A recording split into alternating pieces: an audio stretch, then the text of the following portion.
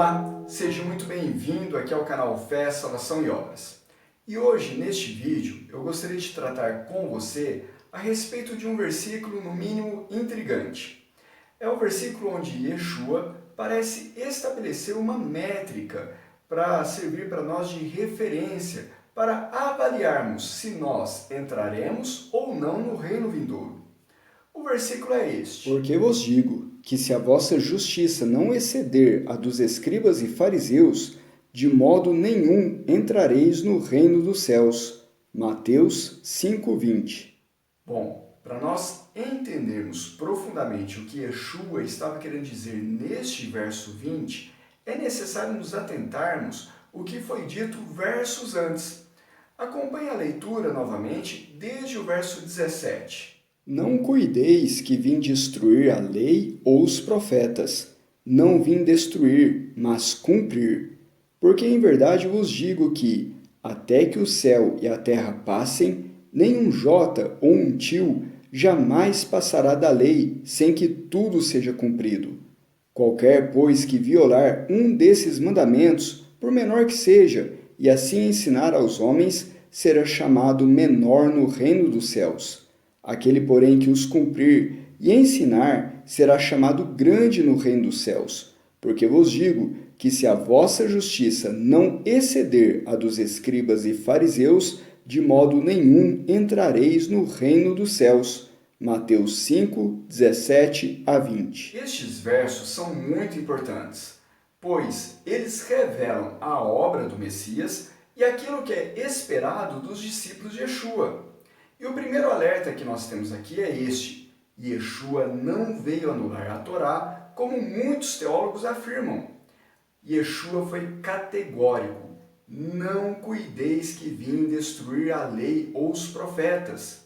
Se Yeshua disse essas palavras de maneira tão clara e lúcida, não há qualquer espaço para acreditarmos que a Torá, ou parte dela, tenha sido anulada pela obra do Messias. Muito pelo contrário. Inclusive, no final do verso 17, Yeshua reafirma: não vim destruir, mas cumprir. E o que passa desapercebido da leitura do final desse verso 17 é justamente essa palavra cumprir. Pois, no original grego, a palavra que aparece aqui é plerusai, que tem o sentido de completar ou tornar pleno. Assim, a obra do Messias consistiria em trazer plenitude para a Torá.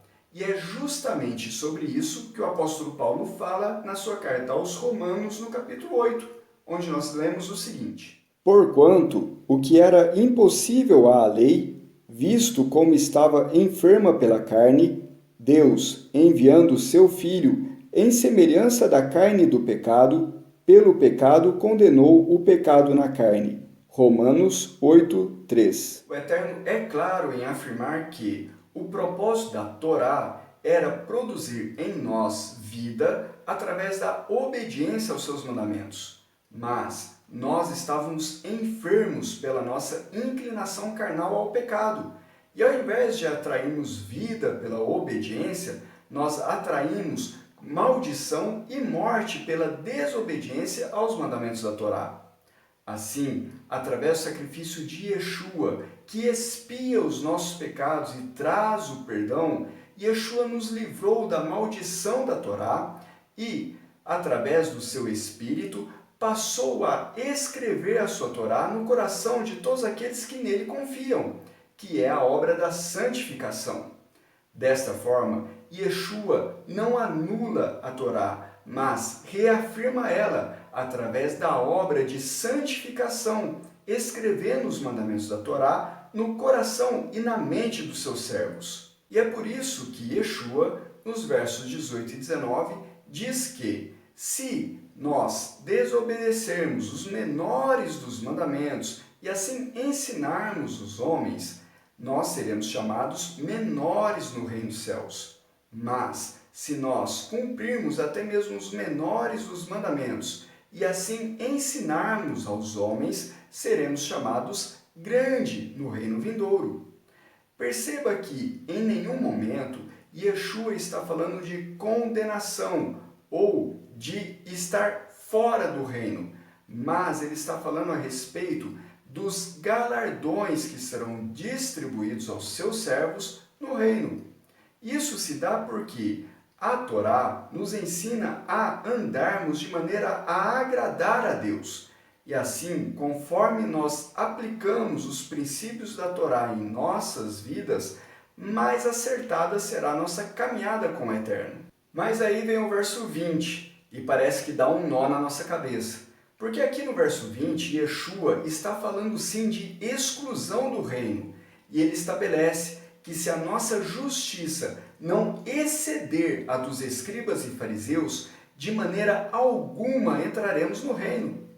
E é necessário entendermos que com estas palavras, Yeshua não estava desmerecendo os escribas e fariseus. Pelo contrário, ele está usando-os como exemplo, pois eram pessoas reconhecidamente que conheciam a Torá e se esforçavam por praticar os seus mandamentos.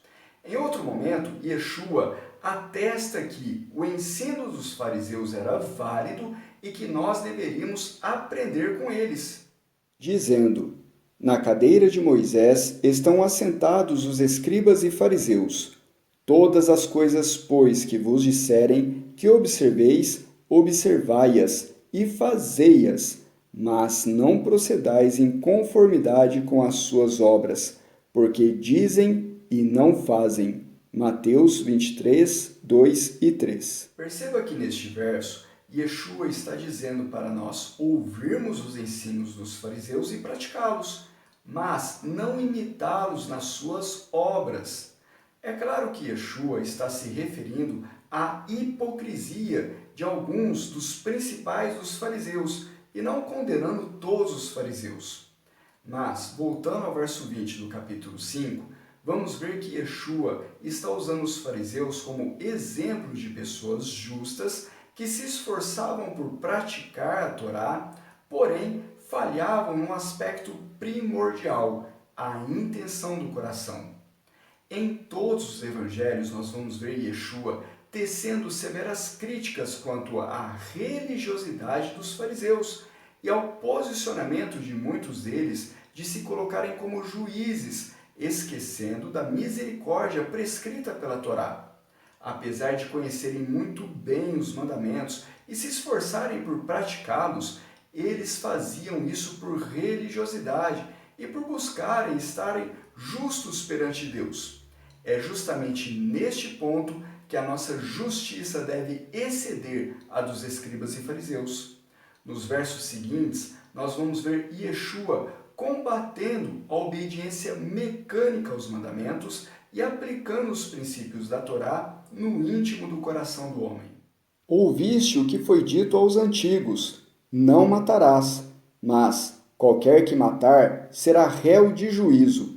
Eu, porém, vos digo que qualquer que, sem motivo, se encolerizar contra seu irmão, será réu de juízo, e qualquer que dizer a seu irmão raca, será réu do sinédrio, e qualquer que lhe dizer louco, será réu do fogo do inferno.